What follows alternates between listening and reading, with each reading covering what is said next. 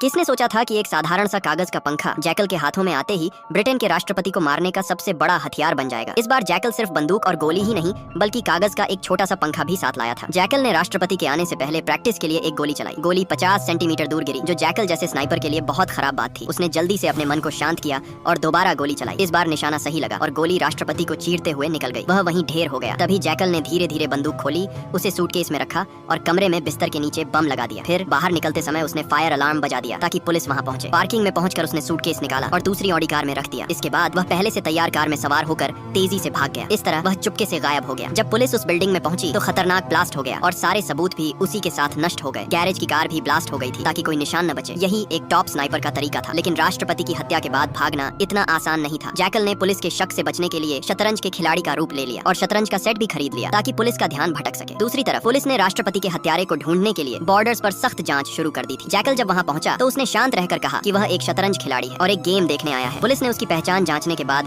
उसे गाड़ी में रखे डिब्बे को दिखाने को कहा। यही तो जैकल चाहता था, ताकि पुलिस वालों को यकीन हो जाए कि वह शतरंज खिलाड़ी ही है। पुलिस ने उसका पतला दुबला शरीर देखकर सोचा कि वह शायद मुर्गी भी न मार सके और उसे जाने दिया। जल्द ही जैकल फ्रांस पहुंच गया। एक इंटरनेट कैफे में जाकर उसने अपनी यूएसबी कंप्यूटर में लगाई और अपने कॉन्ट्रैक्टर से पूछा कि राष्ट्रपति को मारने का पैसा कब आएगा। जैकल आज तक उस कॉन्ट्रैक्टर से नहीं मिला था। वह मिलना चाहता तो था, लेकिन अगले कॉन्ट्रैक्ट के लिए $10 लाख सुनकर उसका मन डोल गया। उसने और कुछ नहीं सोचा और हाँ कर दी। उसने कहा कि 5 लाख काम से पहले, बाकी के बाद में। कॉन्ट्रैक्टर भी मान गया और उसे लोकेशन बता दी। जैकल पहले लोकेशन पर गया। वहाँ कॉन्ट्रैक्टर की एक एजेंट ने जैकल को नया टारगेट दिखाया, लेकिन जब उसे टारगेट का पता चला तो उसने कीमत 5 लाख से सीधे 10 करोड़ कर दी, क्योंकि यह टारगेट दुनिया का सबसे अमीर आदमी था और उसकी सुरक्षा बहुत सख्त थी, जिसे मारने में काफी मेहनत लगेगी। इसके बाद जैकल ने स्पेन में अपने विला में पहुंचकर देखा कि उसकी पत्नी बच्चों के खिलौने समेट रही थी। जैकल को सामने देखकर उसकी पत्नी का दुखी चेहरा एक मासूम मुस्कान में बदल गया। पत्नी को लगा कि वह अपनी बिजनेस ट्रिप से जल्दी लौट आया है, लेकिन उसे नहीं पता था कि उसका पति दुनिया का सबसे खतरनाक स्नाइपर है। जब उसकी पत्नी खाना बनाने गई, जैकल ने दरवाजा बंद किया और तिजोरी में अपनी बंदूक रख दी। फिर लैपटॉप पर कॉन्ट्रैक्टर से बात करने लगा। घर से निकलने के बाद उसे पता चला कि उसके स्पेन वाले विला में सब बदल गया है। उसकी पत्नी और ससुराल वालों ने उसका स्नाइपर वाला गुप्त कमरा ढूंढ लिया था, जहां कई देशों की करेंसी, नकली पासपोर्ट और एक पेशेवर मास्क रखा था। जैकल ये सब अपने फोन के सीसीटीवी में देख रहा था। उसकी पत्नी और ससुराल वाले हैरान थे। उसे डर था कि अगर उसके स्नाइपर वाले काम का पता उन लोगों को लगा तो उसकी पत्नी उसे छोड़ देगी। वह यही सोचते हुए गाड़ी चला रहा था कि अब वह अपनी पत्नी को कैसे समझाएगा।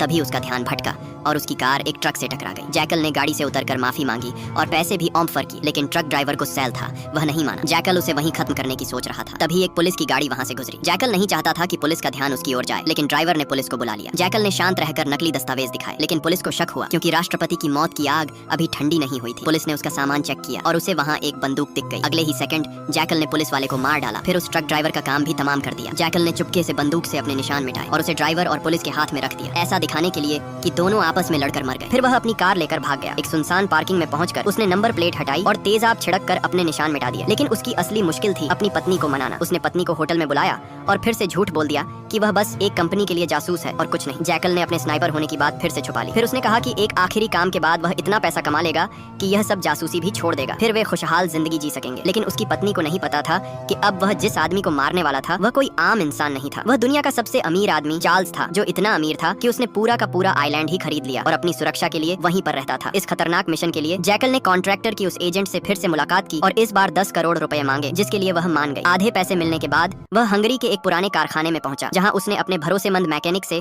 मिशन के लिए खास हथियार तैयार करवाए। चार्ल्स 2 हफ्ते बाद एस्टोनिया में भाषण देने वाला था, जो जैकल का सबसे अच्छा मौका था, लेकिन वहां की सुरक्षा बहुत सख्त थी। मेटल डिटेक्टर ने उसका पर्स तक पकड़ लिया। इसीलिए जैकल ने एक खास ट्रिक का जूता बनाने की फरमाइश की, जिसमें स्नाइपर राइफल के हिस्से छुपाए जा सकते थे। ये जूता प्लास्टिक और हल्के धातु से बना था ताकि वह लंगड़ाते हुए सिक्योरिटी चेक को पास कर सके। मैकेनिक ने 3D प्रिंटिंग से यह जूता बना दिया, जो सिर्फ एक बार इस्तेमाल के लिए था। जैकल इसे आजमाने के लिए उत्साहित था, लेकिन उसे नहीं पता था कि पिछले मिशन में ब्रिटेन के राष्ट्रपति की हत्या के मामले में ब्रिटिश जासूस उसका पीछा कर रहे थे। वे जैकल को ट्रैक करते करते हंगरी के उसी कारखाने तक पहुंच गए जहां जैकल बंदूक की टेस्टिंग कर रहा था, लेकिन किसी तरह वह वहां से भाग निकला। अब उसने एक खास तरह का सूट पहना जिसमें उसने अपनी स्नाइपर राइफल फिट की। उसका टारगेट अब चार्ल्स था, जो अपने उस आइलैंड पर रहता था जहां 2 किलोमीटर के दायरे में कड़ी सुरक्षा थी। वहां किसी को मारने का तो दूर, कोई वहां भटक भी नहीं सकता था। लेकिन हमारा जैकल एक टॉप का स्नाइपर था। उसने देखा कि चार्ल्स हर सुबह समुद्र में तैरने के लिए आता है। उसने एक नाव किराए पर ली और नाव के मालिक को मार डाला। फिर समुद्र में स्नाइपिंग की तैयारी शुरू कर दी। बंदूक, गोली, स्टैंड सब कुछ रेडी था, लेकिन समुद्र की लहरें इतनी भयंकर थीं कि निशाने को मुश्किल बना रही थी। उसी रात जैकल ने एक खास बैलेंस मेंटेन करने वाला डिवाइस भी ढूंढ निकाला। अगले दिन बोट पर पहुंचकर उसने 4 गोलियां निकाली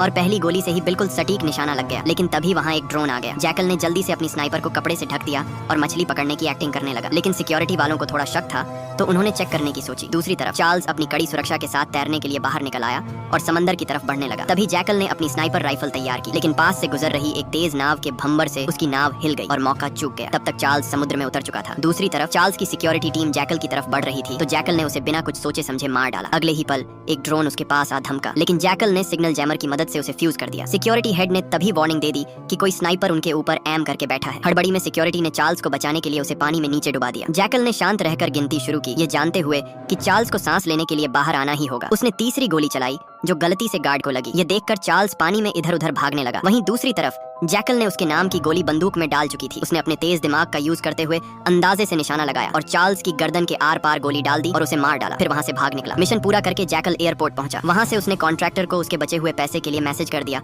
और अपनी स्नाइपर राइफल कन्वेयर बेल्ट पर ही छोड़ दी। जैकल स्पेन अपने घर पहुंचा और उसे पता चला कि उसकी पत्नी और बेटा गायब हैं। उसकी पत्नी को उसका सच पता चल चुका था कि वह कोई एजेंट नहीं बल्कि दुनिया का सबसे खतरनाक स्नाइपर है, इसलिए वह उसे छोड़कर भाग निकली थी। तभी एजेंट महिला ने फोन किया और बताया कि वह स्पेन में है और उसे कुछ पैसे वैसे नहीं मिलने वाले। इतना कहकर उसने फोन काट दिया। तब जैकल को समझ आया कि उसके साथ बहुत बड़ा धोखा हुआ है। यही नहीं बल्कि कॉन्ट्रैक्टर की उस एजेंट ने पुलिस वालों को उसकी लोकेशन भी सेंड कर दी थी। जैकल ने बचे हुए पैसे, पासपोर्ट और हथियार लिए और भागने की तैयारी करने लगा। तभी पुलिस वाले घर के बाहर आ धमके और उसी समय जैकल का साला भी नशे में घर लौटा। पुलिस वालों ने उसे जैकल समझकर गोली चला दी। पुलिस को देखकर जैकल ने लाइट बंद की और अपने गुप्त कमरे की एक तरफा शीशे वाली दीवार के पीछे छिप गया। पुलिस वाली ने दीवार की जांच की और दोनों दीवार के आमने सामने आ गए। थोड़ी देर बाद जैकल ने निशाना साधा, लेकिन उसका साथी बीच में आ गया और गोली से मारा गया। थोड़ी ही देर में जैकल ने उस लड़की को भी मार डाला। वहां से बच निकलने के बाद उसके सिर पर खून सवार था। जैकल ने ठान लिया था कि अब वह उस कॉन्ट्रैक्टर और उसकी एजेंट को ढूंढ ढूंढ कर मारेगा, लेकिन अभी उसकी सबसे बड़ी चिंता उसकी पत्नी और बेटे को वापस लाना था। उसने पत्नी को फोन किया, लेकिन उसने फोन कूड़ेदान में फेंक दिया। निराश जैकल हड़बड़ाहट में आगे बढ़ ही रहा था कि एक कार से उसकी कार की टक्कर हो गई और यहीं पर इस सीरीज का पहला सीजन खत्म होता है। नेक्स्ट सीजन अभी आया नहीं है, जैसे ही आता है